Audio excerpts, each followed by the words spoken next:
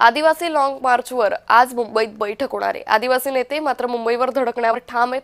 दुपारी 4 वाजता मुंबईत संबंधित मंत्र्यांसोबत बैठक होईल। मुख्यमंत्री आणि उपमुख्यमंत्री या संदर्भातला निर्णय घेतील। मंत्री दादा भुसेंनी या संदर्भातली माहिती स्पष्ट केली आहे।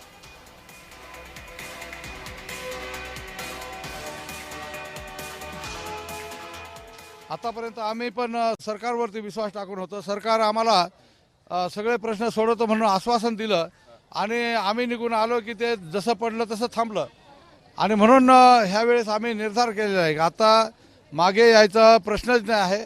आम्ही एकदा निघालो, सरकारने अटक केली तरी चालेल। इथे हे सगळे उपाशी लोक आहेत, त्याच्या पोटापाण्याचाच प्रश्न घेऊन आम्ही चाललेलो आहोत। या संदर्भातले सर्वस्वी निर्णय माननीय मुख्यमंत्री महोदय, माननीय उपमुख्यमंत्री महोदय त्या ठिकाणी करतील। त्यांनी केलेल्या निर्णयाची अंमलबजावणी आम्ही सगळेजण करू। मोर्चा एवढ्या लांब घेऊन येणं, इतक्या सगळ्या वयस्कर महिला सुद्धा आमच्या आया त्या ठिकाणी आहेत, पुरुष वयस्कर त्या ठिकाणी आहेत।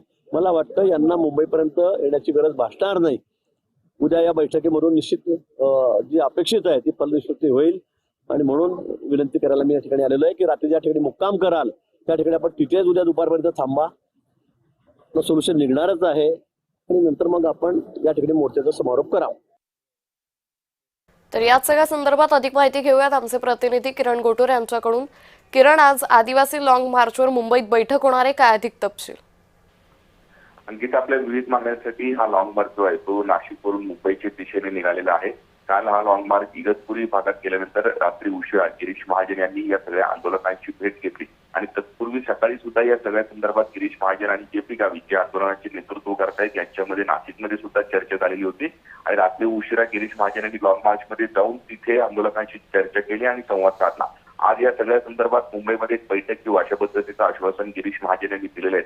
जे काही मागण्या आहेत ते नाशिकच्या लेव्हलवर सुटणाऱ्या नाहीत, जे मुंबईच्या लेव्हलवर सुटतील अशा मागण्या संबंधित विभागाचे मंत्री आणि अधिकाऱ्यांसोबत घेऊ असं आश्वासन गिरीश महाजन यांनी या आंदोलन करणाऱ्या लोकांना आणि नेतृत्व करणाऱ्या नेत्यांना सुद्धा दिलेलं आहे। त्यामुळे आज या सगळ्या लॉंग मार्च संदर्भात मुंबईत एक महत्वाची बैठक आयोजित केली आहे। त्या सगळ्या बैठकीमध्ये तोडगा निघेल अशी शक्यता आहे आणि वेळ पडली तर मुख्यमंत्र्यांना सुद्धा भेटू असं आश्वासन गिरीश महाजन यांनी दिलेलं आहे। त्यामुळे आजच्या मुंबईमध्ये होणाऱ्या या लॉंग मार्च संदर्भात जी बैठक आहे त्या बैठकीमध्ये तोडगा निघतो का आणि हा लॉंग मार्च थांबतो का हे बघणं महत्वाचं असणार आहे। मात्र या बैठकीसाठी कोणते महत्वाचे नेते उपस्थित असणार आहे आणि जे.पी. गावितांना या बैठकीसाठी बोलावण्यात आलंय का?